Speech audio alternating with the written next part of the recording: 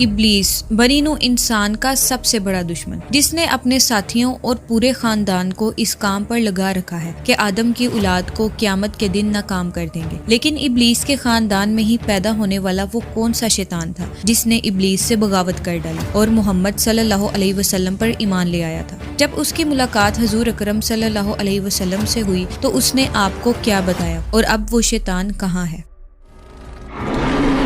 اللہ تعالیٰ نے انسان کو مٹی اور جنات کو آگ سے پیدا فرمایا۔ انہی جنوں میں ایک جن جس کا نام ابلیس تھا، اس نے آدم علیہ السلام کو سجدہ کرنے سے انکار کر دیا تھا، جس کی وجہ سے اسے خدا کی بارگاہ سے نکال دیا گیا، اور اسی طرح انسان اور ابلیس کی یہ تاریخی جنگ آج تک جاری ہے۔ دراصل قوم جنات کی تخلیق حضرت آدم علیہ السلام سے کئی ہزار سال پہلے ہی ہو چکی تھی۔ ابلیس جو کہ قوم جنات کا ایک فرد تھا، اسے بھی اللہ تعالیٰ نے انسانوں کی طرح شعور اور نسل بڑھانے کی قوت بخشی تھی۔ بعض شیاطین ایسے تھے جن کو اللہ تعالیٰ نے جوڑوں میں پیدا کیا تھا، اور جس طرح انسانوں میں مرد اور عورت کے ملاپ سے بچے پیدا ہوتے ہیں، اسی طرح شیطانوں کے اندر شیاطین جن اور جنی کے ملاپ سے شیاطین بچوں نے جنم لیا۔ لہٰذا ابلیس کی اولاد میں بھی وقت کے ساتھ اضافہ ہوتا چلا گیا، اور لشکر ابلیس بنی نوع انسان کو گمراہ کرنے کے لیے اس زمین پر پھیل گئے۔ ابلیس کے بیٹے اور پوتے مختلف کاموں پر مامور ہو گئے، جن میں سے کوئی انسانوں میں زناکاری کو عام کرتا ہے،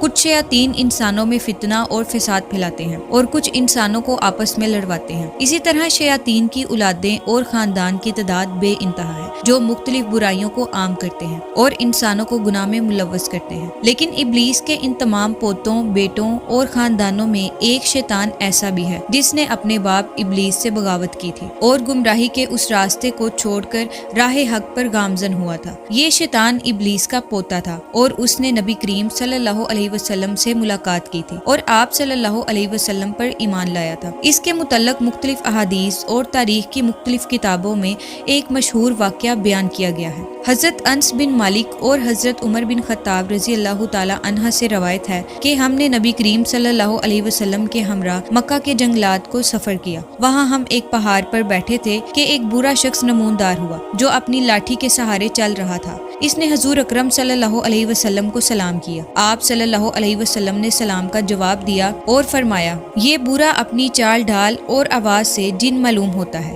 اس برے نے کہا، جی ہاں، آپ کا اندازہ صحیح ہے۔ آپ صلی اللہ علیہ وسلم نے اس سے دریافت کیا کہ تو کون ہے اور تیرا تعلق جنوں کے کس گروہ سے ہے؟ اس نے کہا، میرا نام حامہ ہے، میں ہیم کا بیٹا ہوں جو لاکیس کا بیٹا ہے، اور لاکیس ابلیس کا بیٹا ہے۔ اس پر نبی کریم صلی اللہ علیہ وسلم نے فرمایا، گویا تیرے اور ابلیس کے درمیان صرف 2 پشتوں کا فاصلہ ہے۔ اس نے کہا، ہاں آپ نے درست فرمایا۔ پھر آپ صلی اللہ علیہ وسلم نے اس سے دریافت کیا کہ تیری عمر کتنی ہے؟ اس نے کہا کہ جتنی عمر اس دنیا کی ہے اتنی ہی میری عمر ہے، یا شاید اس سے کچھ کم ہوگی۔ جن دنوں قابیل نے حابیل کو قتل کیا تھا اس وقت میں بچہ تھا اور میری عمر چند برس کی تھی، مگر بات سمجھتا تھا، پہاڑوں میں دوڑتا پھرتا تھا، لوگوں کا کھانا اور غلہ چوری کر لیا کرتا تھا، اور لوگوں کے دلوں میں وسوسے بھی ڈال دیا کرتا تھا۔ اس پر حضور اکرم صلی اللہ علیہ وسلم نے فرمایا، یہ تو بہت برا عمل ہے۔ اس نے حضور اکرم صلی اللہ علیہ وسلم سے کہا، مجھے ملامت مت کیجیے، کیونکہ میں ان لوگوں میں سے ہوں جو حضرت نوح علیہ السلام پر ایمان لائے تھے اور ان کے ہاتھوں توبہ کر لی تھی اور 3 کے کاموں میں ان کی مدد کی تھی،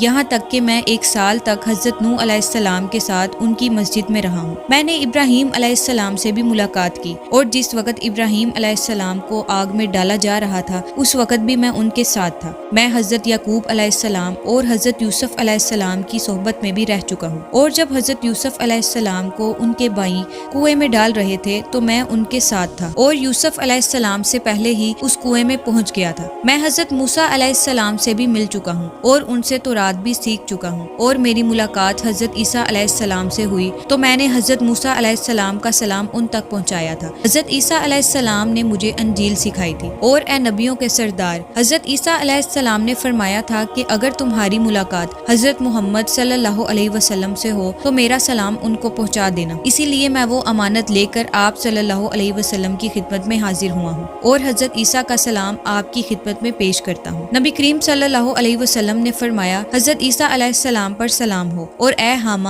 امانت پہنچانے کی وجہ سے تجھ پر بھی سلام ہو۔ پھر حامہ نے کہا اللہ کی قسم میں بہت شرمندہ ہوں اور میں اللہ کی پناہ مانگتا ہوں اس بات سے کہ کافر ہی رہوں۔ پھر اس نے کہا کہ میں آپ صلی اللہ علیہ وسلم پر ایمان لاتا ہوں۔ اس کے بعد وہ جن اتنا رویا کہ جو صحابہ کرام آپ صلی اللہ علیہ وسلم کے پاس موجود تھے وہ بھی رونے لگے۔ پھر اس نے کہا آپ مجھے قرآن سکھا دیجیے۔ چنانچہ نبی کریم صلی اللہ علیہ وسلم نے اس جن کو قرآن کی تعلیم دی اور اس کو سورۃ الواقعہ، سورۃ المرسلات اور سورۃ الشمس اور قل ھو اللہ احد سکھائی۔ پھر آپ صلی اللہ علیہ وسلم نے اس سے فرمایا اے حامہ جب کبھی بھی تجھے کوئی حاجت ہو تو پھر میرے پاس چلے آنا۔ صحابہ کرام فرماتے ہیں کہ حامہ وہاں سے چلا گیا اور اس واقعے کے بعد پھر کبھی حضور اکرم صلی اللہ علیہ وسلم نے حامہ کے بارے میں کچھ نہیں فرمایا، اور کچھ عرصے کے بعد آپ صلی اللہ علیہ وسلم کی وفات ہو گئی۔ اللہ ہی بہتر جانتا ہے کہ اب حامہ زندہ بھی ہے یا نہیں۔ ایک روایت میں حضرت عائشہ رضی اللہ تعالی عنہ سے منقول ہے کہ حضور اکرم صلی اللہ علیہ وسلم نے فرمایا تھا